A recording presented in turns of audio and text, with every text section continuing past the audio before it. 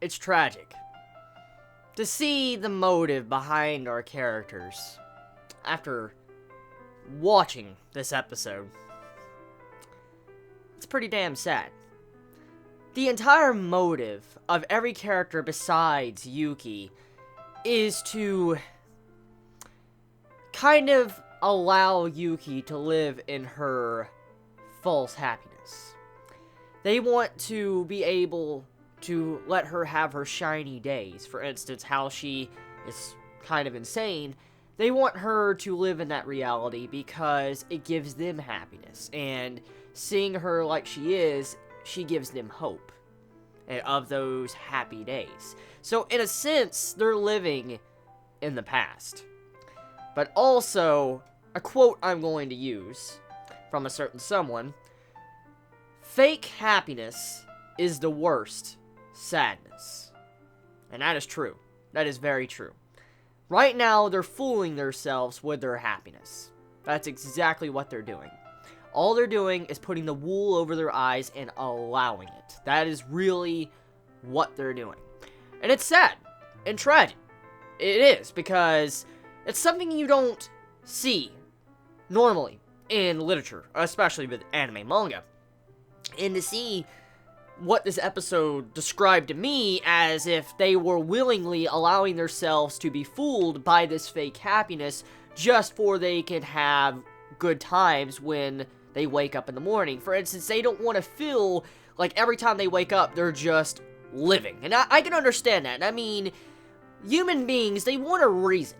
Every human being on this planet, almost, I think almost every individual, not everybody, but almost everybody, probably has some form of, I guess, motive to say, like, okay, this is the reason why I am living. This is why I'm doing this. This is the reason why I'm here.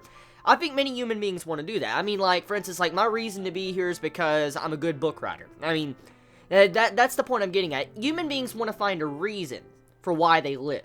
And to see how they use this type of meaning, like, they wanted to find a reason instead of just living, like, they wanted a reason why they're living. It's to have happiness and be fun and also protect Yuki's shining craziness. That's kind of what it is. So, in a certain sense, you can think as if Yuki is the broken light bulb in the group. It's like, they're in a room, okay? They're in the middle of a dim room, like this room that's kind of dark. Yuki is the light bulb that is kind of cracked and shattered, and it's a dimming light bulb. She is pretty much the light bulb that is shattered, but they're keeping everybody together.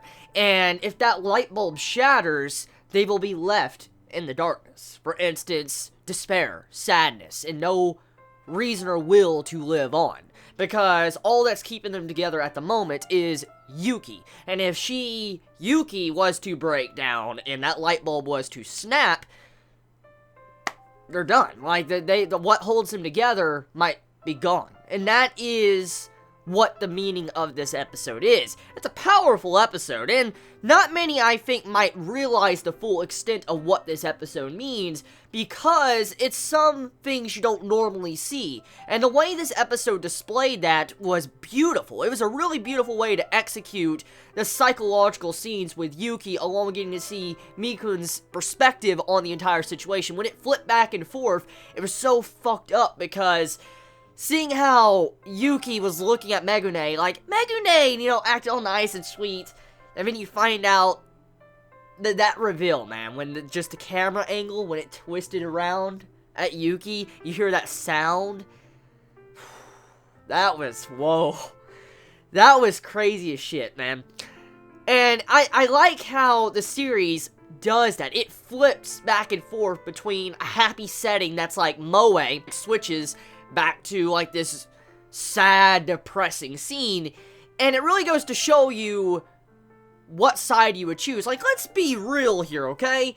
If you could willingly choose a side, for instance, the moe side that Yuki currently resides in, you know, with her subconscious and her consciousness, the way she looks at the world, would you willingly do that? Or would you rather live in this blood-stained world that has death and no point and hope? Which side would you honestly as an individual would you choose? I mean, let's just throw out the side that you'd be crazy. Let's just throw that away, okay? Just push that to the side. Besides the aspect of you being crazy, what world would you choose? Think about this and the repercussions. Like, if you were to choose the sad world, you gotta live with it every day that almost everybody is dead and all sorts of stuff. But then it goes back to the point of false happiness is the worst sadness. So I really don't know what would be the best thing to choose. Really, I don't know, because they're living in false happiness. And that is the only thing that's keeping them together. So bonds that are formed because of this can easily be shattered like it's nothing.